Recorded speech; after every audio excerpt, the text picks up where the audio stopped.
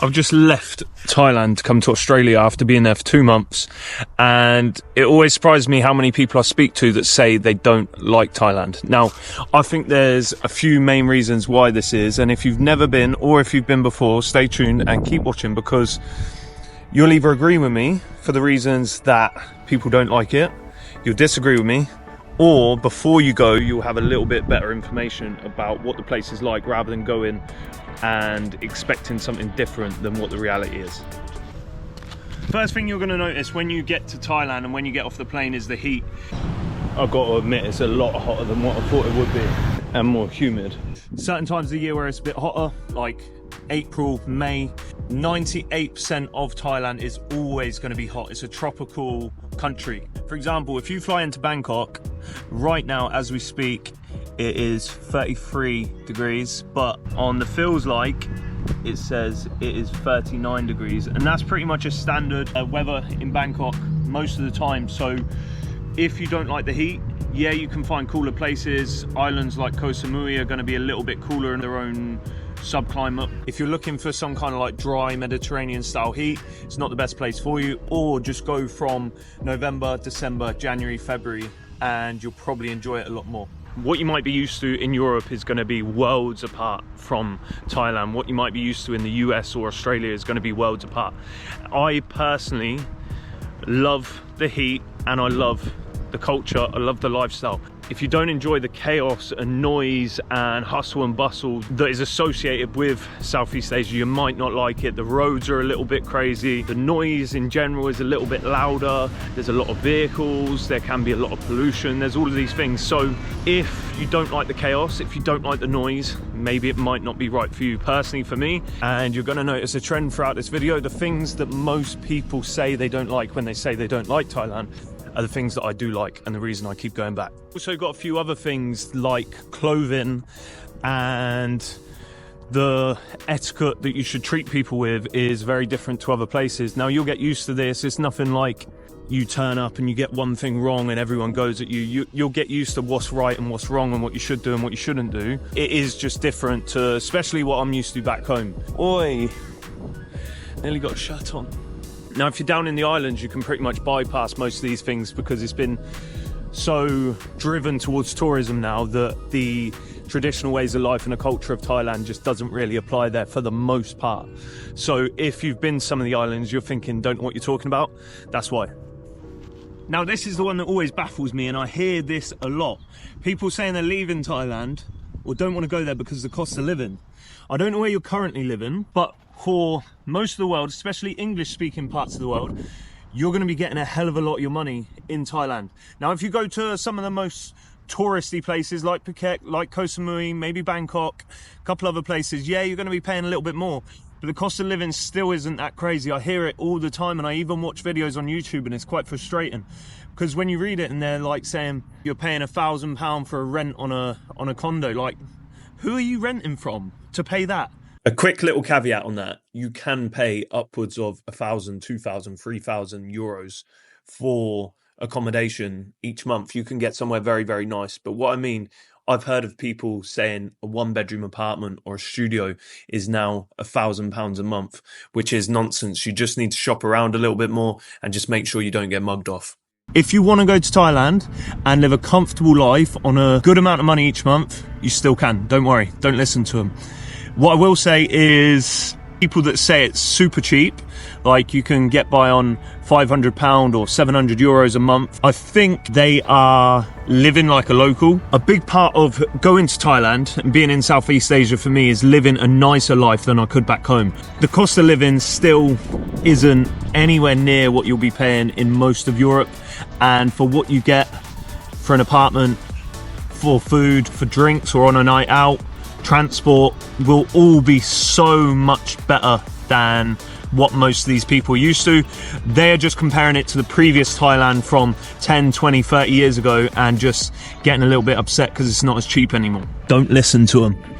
By the way, I am a 30-year-old man walking over a skate ramp with a backpack on, and the thing I like about being in an area where nobody knows me is if I'd done this back home, I'd probably be locked up, or my friends would be filming me, and it'd be in about 10 group chats. But it's not here because no one knows me, so I don't really care. Let me walk and talk. The laws and the government can be strict, and they've got a little bit of a name for themselves in Thailand, especially amongst tourists.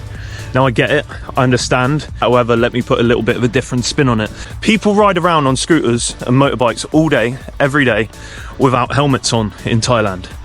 And one thing that is illegal in Thailand is to ride a scooter or a motorbike without a helmet. People do that all day, every day, and occasionally you hear of someone getting a fine. Now, I understand the locals do it and they kind of get a pass. But imagine if your country, like the UK, had a law saying you had to wear a helmet on a motorbike and you went past the police. You would get stopped instantly. They would blues and twos you straight away. They would pull you over, you'd get a fine, you'd probably get points, and if you'd done it again, you'd lose your license.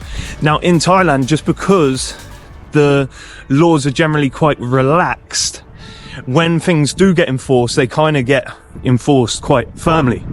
And that's where people get upset. And I get it, but we're going in someone else's country. As long as you respect it and follow the rules, most people will be absolutely sound. There will always be an exception to the rule. There is with everything. But if you abide by the rules and don't be a drunk dick when you're out, you should be fine. And even then, you'll probably still be fine, even if you did. There's just the slight chance of you getting in trouble. So when people say about corruption this, I get it. I understand what you're saying. I'm not disputing that, but play by the rules, you're probably going to be fine. Don't play by the rules, you're still probably going to be fine. You just got a little bit of chance not to be. Let's talk Thai food.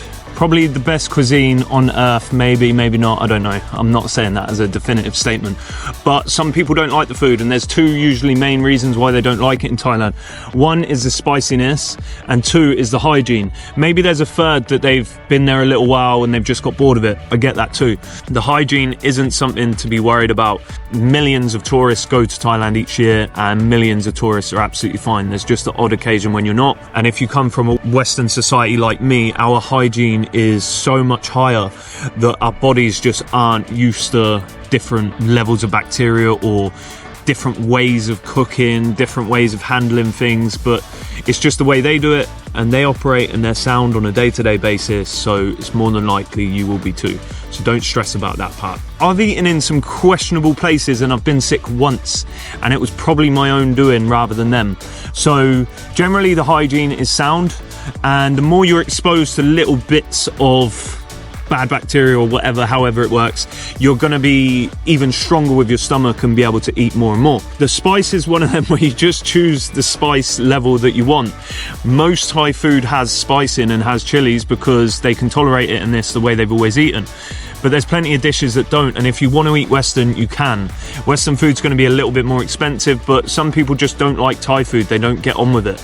This one I can get on board with, and I do agree fully. It's over-tourism in certain areas like Phuket. You can feel it when you're there. It's not the same as other parts of Thailand, and it's got a feel that it's no longer traditional Thailand anymore. The locals aren't maybe as friendly as what you'd expect elsewhere in Thailand, with it being such a friendly country, and the way of life, the prices, the roads, the foreigner to Thai ratio is all off. So I get that.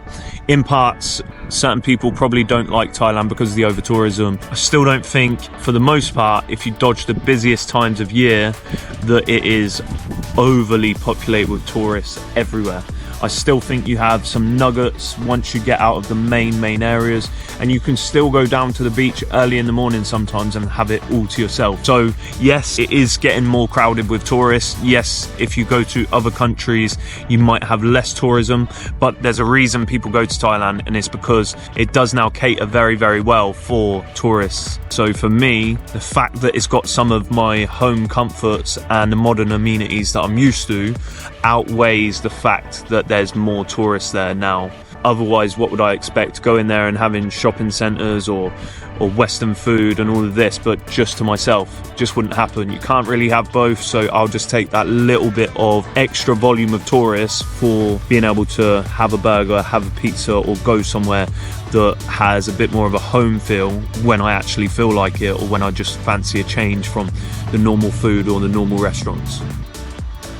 Now this next one is a fact. There's no disputing it. The language barrier is a thing, and wherever you go in Thailand, English is not their first language. It's not remotely close to Thai in any way, shape or form. The languages couldn't be further apart, yet they do speak English enough for us to be able to get by.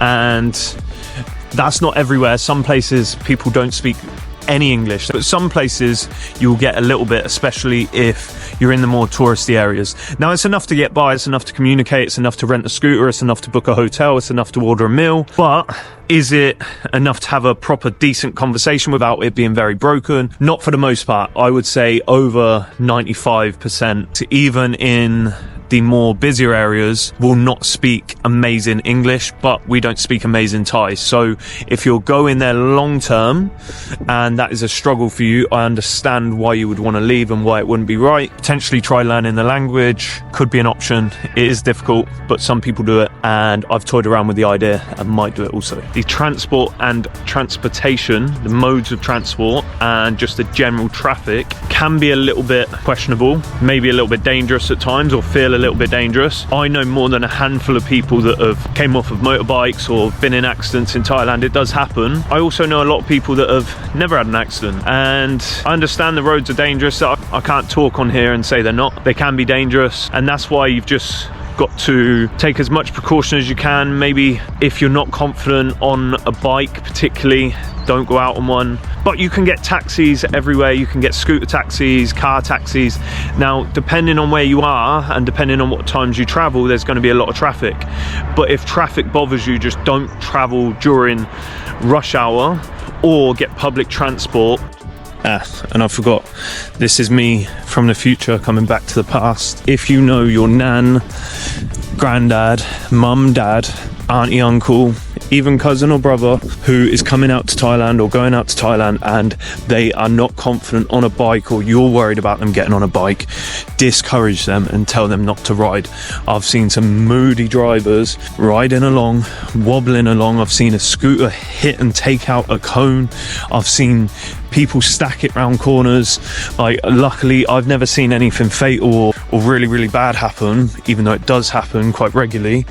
But if somebody's not confident on a bike and you're their family member or friend, to give them a little nudge in the right direction, because ain't no one want to see your mum, dad, nan, granddad, auntie, uncle on a bike wobbling around on the roads, just an accident waiting to happen. And even then, everything comes with a risk. Is it a reason not to go to Thailand or leave? If I was a lot older, I would probably say, yeah, I could get on board with that. I could understand it if my only mode of transport was a scooter. But if you can be in a car or get a car taxi around, and I was older, it wouldn't bother me, because you would still be able to get around safely and you wouldn't need to trust your own judgment or rely on the fact that if you did come off your bike, if you were a little bit younger, you'd be able to recover from it. Whereas if you were a little bit older and you were riding around, your balance is worse and your recovery's worse, could be a little bit Pete Tong if things go Pete Tong. Now, the final part of this video and the final reason is going to be very similar to the first. Now, because of the weather in Thailand, they have seasons. So for some of the year, you're going to have a wet or monsoon or rainy season. And then for the other part, you're going to have a dry season where there's a lot less rain, it's a bit cooler and it's a bit less humid. So people can get a little bit annoyed with having only a few months a year where they're guaranteed sunshine. But in my experience, in the rainy season, you're still going to get a lot of sun. You're just going to get a lot more rain than what you would do in the other months. The dry season for most of Thailand is between late November, December through till early March. So keen to hear if you disagree with me, tell me in the comments, but make sure you say why. Don't just say you disagree with me and not give any reason why. I want to hear it. Don't be a keyboard warrior. If you agree with me, great. If you think there's something that I've missed, let me know in the comments as well. And if you've stayed this far and been watching, if you've subscribed already or liked the video or just watched this far, I appreciate you. Thank you, and I'll catch you in the next one.